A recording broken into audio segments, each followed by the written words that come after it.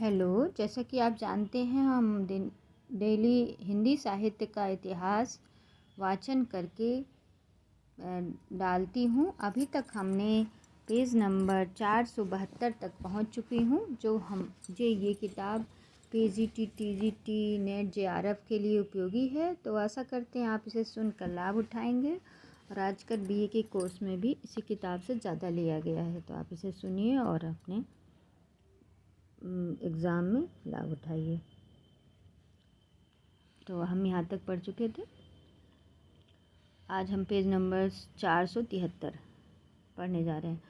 ताजमहल दिल्ली, लाल किला जहांगीर और नूरजहां के कब्र इत्यादि पर इसके भावनात्मक प्रबंधों की शैली बहुत ही मार्मिक और अनूठी है। गद्य साहित्य में भावनात्मक और काव्यात्मक गद्य एक विशेष स्थान है। यहाँ तो मानना ही पड़ेगा, अतः उपयुक्त क्षेत्र में इसका विभाव और प्रसार आवश्यक प्रसन्नता की बात है। पर दूसरे क्षेत्र में भी जहाँ गंभीर विचार और व्यापक दृष्टि अपेक्षित है, उसे घसीटे जाते देख दुख होता है। जो चिंतन की गूढ़ विषय है, उनको भी लेकर कल्पना की क्रीड़ा दिखाना कभी उचित नहीं कहा जा सकता। विचार क्षेत्र में ऊपर इस भावनात्मक और कलात्मक प्रणाली का धावा पहले पहल काव्य का स्वरूप बतलाने वाले निबंधों में बंग साहित्य के भीतर हुआ, जहाँ शेक्सपियर की यह उक्ति गूंज रही थी। सौंदर्य मंद में झूमती हुई कवि की दृष्टि स्वर्ग से भूलोक और भूलोक से स्वर्ग तक विचारती रहती है। काव्य पर ना जाने कितने ऐसे निबंध लिखे गए जिनमें सिवा इसके की कविता अमरावती से गिरती हुई अमृत की धारा है। कविता हृदय कानन में खिली हुई कुसुम माला है। कविता देवलोक के मधुर संगीत की गूंज है। और कुछ भी ना मिले, यह कविता का ठीक ठीक स्वरूप बतलाना है कि उसकी बिरुदावली बखानना हमारे यहाँ के पुराने लोगों में जहाँ न जाए रवि वहाँ जाए कवि, ऐसी बहुत सी बिरुदावलियाँ प्रचलित थी। पर वे लक्षण या स्वरूप पूछने पर नहीं कि इसके स्वरूप का निरूपण भी भावमय, रसमय, चित्रमय हो। कविता के ही निरूपण तथा भावनात्मक प्रणाली का यह दावा रहता है, तो भी यह बात थी। कवियों की आलोचना तथा और विषयों में भी इसका दखल हो रहा है। यह खटके की बात है कि इससे हमारे साहित्य में घोर विचार शैथिल्य और बुद्धि का आलस्य फैलने की आशंका है। जिन कवियों के निरूपण में सूक्ष्म और सुव्यवस्थित विचार परंपरा अपेक्षित है, उन्हें भी इस हवाई शैली पर हवा बताना कहाँ तक ठीक होगा। समालोचन और काव्य मीमांसा। इस तृतीय उत्थान में समालोचन का आदर्श भी बदला। गुणदोष के कथन के आगे बढ़कर कवियों की विशेषता और उसकी अंत प्रवृत्ति की छानबीन की ओर भी ध्यान दिया गया। तुलसीदास, सूरदास, जायसी, दीनदयालगिरी और कबीरदास की विस्तृत आलोचनाएं पुस्तककार और भूमिकाओं के रूप में भी निकली। इस इतिहास के लेखक ने तुलसी, सूर और जायसी का विस्तृत समीक्षा लिखी, जिनमें से प्रथम गोस्वामी तुलसीदास के नाम से पुस्तककार छपी है। शेष दो क्रमशः भंवर गीत सार और जायसी ग्रंथावली में सम्मिलित है। स्वलाना स्वाधीनता की सूर तुलसी और दीनदयाल गिरी की समालोचनाएं उनके संकलित और संपादित सूर पंचरत्न दोहावली और दीनदयाल गिरी ग्रंथावली में सम्मिलित हैं। अयोध्या सिंह उपाध्याय की गंभीर समीक्षा उनके द्वारा संग्रहित कबीर पंचावली के साथ और डी पीताम्बर बड़वाल के कबीर ग्रंथावली के साथ भूमिका रूप में संदिग्ध है। इसके उपरांत कलाओं और साधनाओं ताता बांधा था। और पहला केशव की काव्य कला श्री कृष्ण शंकर शुक्ल। केशव की काव्य कला श्री कृष्ण शंकर शुक्ल। दूसरा गुप्त की कला प्रोफेसर सत्येंद्र। तीसरा प्रेमचंद की उपन्यास कला पंडित जनार्दन प्रसाद झा द्विज। चौथा प्रसाद की नाट्य कला। पांचवा पद्मकार की काव्य साधना अघोरी गंगा प्रसाद सिंह। छठवां प्रसाद की काव्य साधना श्री नाथ लाल सुमन। सातवां मीरा की प्रेम साधना पंडित भुवनेश्वर नाथ मिश्र माधव। एक दूसरे के आगे पीछे निकली इनमें से कुछ पुस्तकें तो समालोचन की असली पद्धति पर निर्णयात्मक और व्याख्यात्मक दोनों ढंग से लिए हुए चली तथा कभी बाह्य और अभ्यंतर दोनों का अच्छा परिचय कराती है। जैसे केशव की काव्य कला, गुप्त जी की कला। केशव की काव्य कला में पंडित कृष्ण शंकर शुक्ल ने अच्छा विद्वत्पूर्ण अनुसंधान भी किया। उनका कवित्व रत्नाकर भी कवि की विशेषताओं को मार्मिक ढंग से सामने रखता है। पंडित गिरिजादत्त शुक्ल गिरीश कृत गुप्ता जी के काव्यधारा में भी मैथिली शरण गुप्त जी की रचना के विविध पक्षों का सुस्तम और मार्मिक के साथ उद्घाटन हुआ है। पद्मकार की काव्य साधना द्वारा ही पद्माकर के संबंध में बहुत सी बातों की जानकारी हो जाती है। इधर हाल में पंडित रामकृष्ण शुक्ल ने अपनी सुकवि समीक्षा में कबीर, सूरजासी, तुलसी, मीरा, केशव, बिहारी भूषण, भारतेंदु, मैथिली शरण गुप्त और जयशंकर प्रसाद पर अच्छे समीक्षात्मक निबंध लिखे। मीरा की प्रेम साधना भावनात्मक है, जिसमें माधव जी मीरा के भाव का स्वरूप पहचान कर उन भावों में आप भी मग्न होते दिखाई पड़ते हैं। इन सब पुस्तकों से हमारा समीक्षा दायित्व बहुत कुछ समृद्ध हुआ। इसमें संदेह नहीं कि पंडित शांति द्विवेदी ने हमारे साहित्य निर्माण नाम की एक पुस्तक लिखकर हिंदी के कई वर्तमान कवियों और लेखकों की प्रवृत्तियों और विशेषताओं को अपने ढंग पर अच्छा आभास दिया। ठीक ठिकाने से चलने वाली समीक्षाओं को देख जितना संतोष होता है, किसी कवि की समीक्षा के नाम पर उसकी रचना से सर्वथा अशब्द चित्रमयी कल्पना और भावुकता की सजावट देख उनकी ही ग्लानि होती है।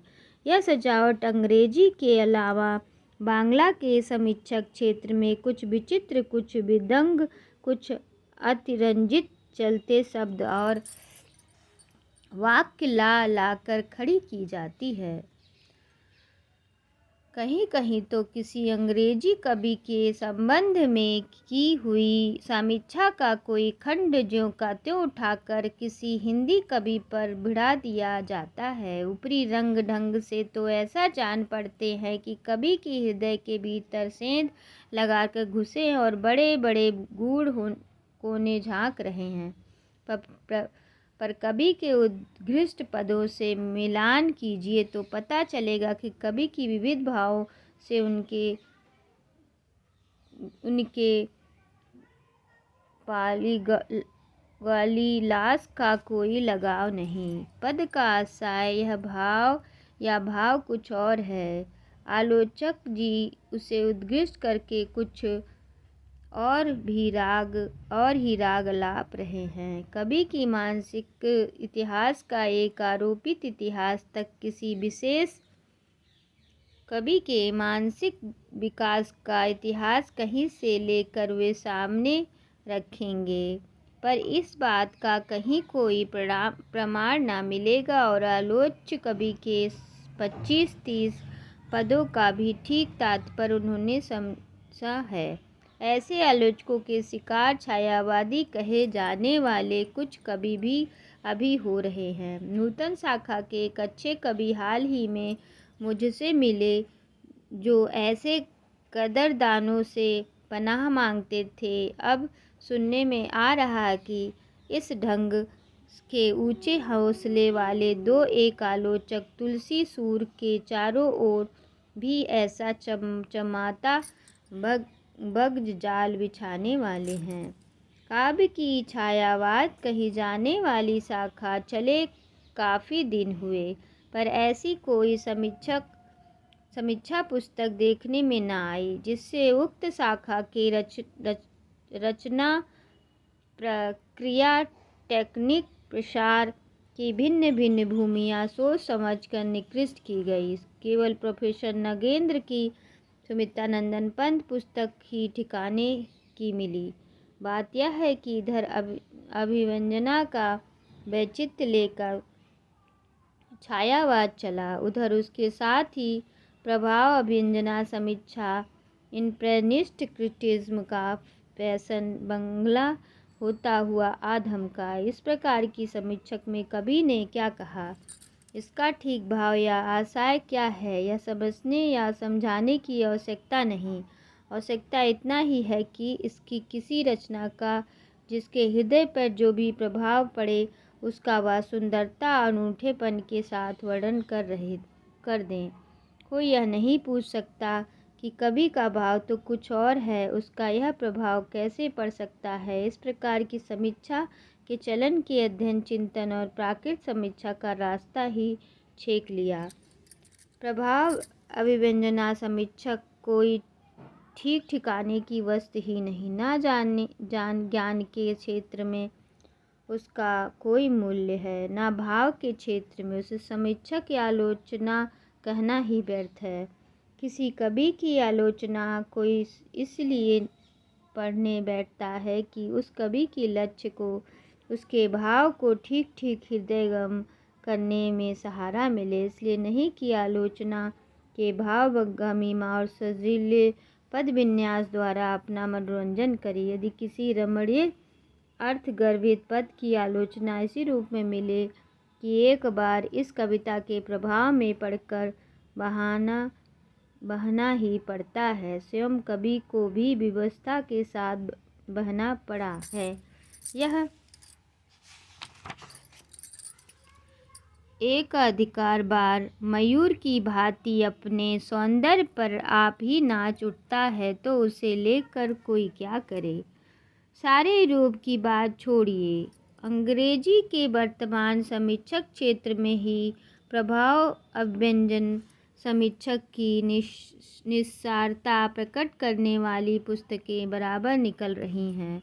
इस ढंग की समीक्षाओं में पर्याय भाषा विचार में बाधक बनकर आ खड़ी होती है। लेखक का ध्यान शब्दों की तड़क भड़क, उनकी आकर्षक योजना, अपनी उक्ति की चमत्कार आदि के उलझा रहता है, जिनके बीच स्वच्छंद विचारधारा के लिए जगह ही नहीं मिलती। विशुद्ध आलोचना के क्षेत्र में भाषा की कीड़ा किस प्रकार बाधक हुई है, कुछ बंधे हुए शब्द और वाक्य किस प्रकार विचारकों को रोक रहे हैं, ऐसी बातें जिनकी कहाँ सत्ता नहीं, किस प्रकार घने बागजाल के भीतर से भूत बनकर झांकती रही, यह दिखाते हुए इस 20वीं शताब्दी के एक प्रसिद्ध समालोचनज्ञ ने बड़ी खिन्नता प्रकट की है। हमारे यहाँ के पुराने व्याख्याओं में टीकाकारों की अर्थ कीड़ा प्रसिद्ध है। किसी पद का और अर्थ करना तो उसके बाएं हाथ का खेल है। तुलसीदास जी की चौपाई के 20-20 अर्थ करने वाले अभी मौजूद हैं। अभी थोड़े दिन हुए हमारे एक मित्र ने सारी बिहारी सतसही की शांत रस पारक अर्थ करने की धमकी दी थी। फारसी की हाफिज आदि शायरों की सिंगारिक उक्तियों के आध्यात्मिक अर्थ प्रसिद्ध हैं। यद्यपि अरबी फारसी के ऊंचे पहुँचे हुए विद्वान या आध्यात्मिक नहीं स्वीकार करते, इस पुरानी प्रवृत्ति का नए संस्मरण भी कहीं कहीं दिखाई पड़ने लगा है। रविंद्र बाबू ने अपनी प्रतिभा के बल से कुछ संस्कृत काव्यों की समीक्षा करते हुए कहीं कहीं आध्यात्मिक अर्थों की योजना की है। प्राचीन साहित्य नाम की पुस्तक में मेघदूत आदि का जो निबंध है उनमें ये बातें मिलेंगी। किसमें? प्राचीन साहित्य में। काशी के एक व्याख्यान में उन्होंने अभिज्ञान शाकुंतलम के सारे आख्यान का आध्यात्मिक पक्ष निरूपित किया था। इस संबंध में हमारा यह कहना है कि इस प्रकार की प्रतिभापूर्ण कृतियाँ का भी अपना अलग मूल्य है। वे कल्पनात्मक साहित्य के अंतर्गत अवश्य है, पर विशुद्ध समालोचन की कोटि में नहीं आ सकती। यूरोप वालों को हमारी आध्यात्मिकता बहुत पसंद आती है। भारतीयों की आध्यात्मिकता और रहस्यवादिता की चर्चा पश्चिम में बहुत हुआ करती है। इस चर्चा के मूल में कई बातें हैं। एक तो ये शब्द हमारी आक्रामकता और बुद्धि शैथिल्य पर पर्दा डालते हैं। अतः चर्चा या तारीफ करने वालों में कुछ लोग तो ऐसे होते हैं जो चाहते हैं कि यह पर्दा पड़ा रहे। दूसरी बात यह है कि शब्द पूर्वी और पश्चिमी जातियों के बीच एक ऐसी सीमा बांधते हैं जिससे पश्चिम में हमारे संबंध में एक प्रकार का कौतूहल सा जागृत रहता है और हमारी बातें वहाँ अनूठेपन के साथ कही जा सकती है। तीसरी बात यह है कि अधिभौतिक समृद्धियों के भीतर जो भाषण संघर्ष सैकड़ों वर्ष तक यूरोप में रहा, उससे क्लांत और शिथिल होकर बहुत से लोग जीवन के लक्ष्य में कुछ परिवर्तन चाहने लगे, शांति और मिश्रण के अभिलाषी हुए। आज यहीं तक। तो आशा करते हैं आप इसे सुनकर लाभ उठाएंगे। धन्यवाद।